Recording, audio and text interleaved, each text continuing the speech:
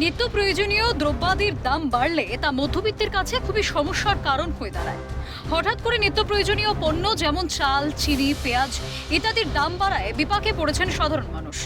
দুর্গাপুরের ক্রেতা থেকে বিক্রেতা নিত্য প্রয়োজনীয় খাদ্য সামগ্রীর দাম বাড়ায় সকলেই চিন্তিত। বিক্রি বাটা করতে একটু অসুবিধা হচ্ছেই, কারণ যেহেতু দাম প্রত্যেক চাল কিলোতে ৩-৪ টাকা করে বেড়েছে, ঠিক আছে। তো মানুষের যেটা বাজেট তার থেকে বেশি হচ্ছে, অথচ কাস্টমারও অসুবিধা হচ্ছে এবং আমাদেরও বোঝাতে অসুবিধা হচ্ছে। অসুবিধার মতো হচ্ছে, চালের দাম এখন দৈনন্দিন জিনিসে মানুষের যা খাবার দরকার প্রত্যেকটাই এখন। পেঁয়াজের সঙ্গে চালের দামও ঊর্ধ্বমুখী, ফলে সাধারণ মানুষের নাভিশ্বাস উঠেছে। তারকেশ্বর বাজারে পেঁয়াজের মূল্য কিলো দরে 50 থেকে 55 টাকা। কিছুদিন আগে পেঁয়াজের মূল্য ছিল কিলো দরে 30 থেকে 35 টাকা। আমরা যে মধ্যবিত্ত ঘরের মানুষ, এই যে হঠাৎ করতে 50 টাকা কিলো পেঁয়াজ, আর চাল হচ্ছে 60 টাকা কিলো, চিনি হচ্ছে 70 টাকা 75 টাকা কিলো, তেল হয়ে গেল 200-র উপরে ছাড়িয়ে গেছে। একই চিনির দামে রক্ষে নেই, তার উপর এবার দোসর পেঁয়াজ। বাজারে পেঁয়াজের দাম বাড়তেই নাভিশ্বাস উঠেছে মধ্যবিত্ত থেকে নিম্নবিত্তের। পেঁয়াজে হাত দিলেই কার্যত ছ্যাঁকা খেতে হচ্ছে ক্রেতাদের। মালদহের পাইকারি বিক্রেতাদের দাবি, বর্তমানে মধ্যপ্রদেশ ও মহারাষ্ট্র থেকে পেঁয়াজ আসছে। দূরবর্তী রাজ্য থেকে পেঁয়াজ আমদানি হওয়ায় পরিবহন সহ বিভিন্ন খরচ বাড়ছে। বৃষ্টির কারণে ফলন কম, ফলে তার প্রভাব পড়ছে বাজার দরে। বর্তমানে প্রায় 35 টাকা কেজি দরে পাইকারি বাজারে পেঁয়াজ বিক্রি হচ্ছে। পেঁয়াজ কিনলেন? হ্যাঁ, কত নিলেন? পেঁয়াজ 50 টাকা কেজি। এত দাম বাড়লো কেন? বলতে পারছি না কেন যে বাড়ছে। পেঁয়াজের মানে ফলন কম হচ্ছে নাকি? অসুবিধা তো অবশ্যই হচ্ছে, মধ্যবিত্ত যারা তাদের তো অসুবিধা হবেই। বারাসাতের ব্যবসায়ীদের দাবি, বাজারে সরবরাহ ও যোগানের হেরফেরের কারণেই চাল ও পেঁয়াজের দামে বৃদ্ধি দেখা যাচ্ছে। ফলে প্রতিদিনের বাজার খরচ সামলাতে গিয়ে সমস্যায় পড়েছেন মধ্যবিত্ত ক্রেতারা। বিক্রি করছেন 45।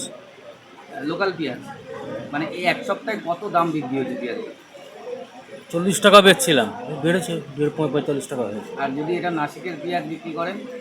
নাসিকের পেঁয়াজের অনেক দাম, তাও অনেক কেজিতে দাম, কত ও হয়েছে? ধরো 60 টাকার উপর। পশ্চিম মেদিনীপুরের বাসিন্দারা অবশ্য অন্যভাবে ভাবছেন। নিত্য প্রয়োজনীয় জিনিসের দাম বৃদ্ধি পাওয়ায় যদি কৃষকদের দাম পেতে সুবিধা হয়, তবে কালোবাজারিকে সমর্থন না করলেও তারা মূল্য বৃদ্ধিকে সমর্থন করতে রাজি। যে কোনো জিনিসের দ্রব্যমূল্য বৃদ্ধি হওয়াটা অবশ্যই সাধারণ মানুষের কাছে আশঙ্কাজনক বলে আমার মনে হয়।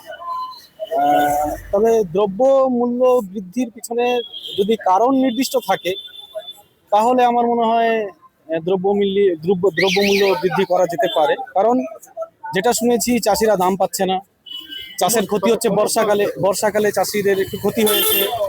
তো সেই সব চাষিদের যদি এই মূল্য বৃদ্ধির ফলে সেই সব চাষিদের যদি ক্ষতিপূরণ হয়, তাহলে আমার সেটা সাধারণ মানুষ হিসাবে সমর্থন করি। কোলে মার্কেট কলকাতার সবচেয়ে বড় সবজির পাইকারি বাজার। নিত্য প্রয়োজনীয় খাদ্য সামগ্রীর দাম বাড়ায় মাথায় চিন্তার হাত ক্রেতা বিক্রেতাদের। 56 रुपीस पर केजी हो गया। আচ্ছা, এটা লাস্ট কয়েকদিনে কত টাকা বাড়লো? অনেক অনেক, কোনোদিন কোনো সীমাই নেই, মানে প্রত্যেক দিন 4 টাকা 3 টাকা 5 টাকা প্রত্যেক দিন बढ़े যাচ্ছে। এটা 7 দিন আগে অবধি কত টাকা আপনারা বিক্রি করেছেন? 7 দিন আগেও ना 40 रुपए किलो होगा, আর अभी चल और अभी कितना 56 रुपीस हो गया। নিত্য প্রয়োজনীয় খাদ্য সামগ্রীর দাম বৃদ্ধি প্রসঙ্গে রাজ্যের কৃষিমন্ত্রী দুধকুমার মণ্ডল বলেন, কিছু অসাধু মানুষ কালোবাজারি করছেন। বিগত তৃণমূল সরকারের আমলে তারা কালোবাজারি করার সুযোগ পেত। রাজ্যে ক্ষমতায় পালাবদলের পর সেই সুযোগ পাচ্ছেন না, তবে অভ্যাসবশত কিছু সমস্যা সৃষ্টি করার চেষ্টা করছেন। বর্তমান বিজেপি সরকার অন্যায়ের বিরুদ্ধে জিরো টলারেন্স নীতি মেনে চলে। কোনো অন্যায়ের সঙ্গেই আপোষ করা হবে না।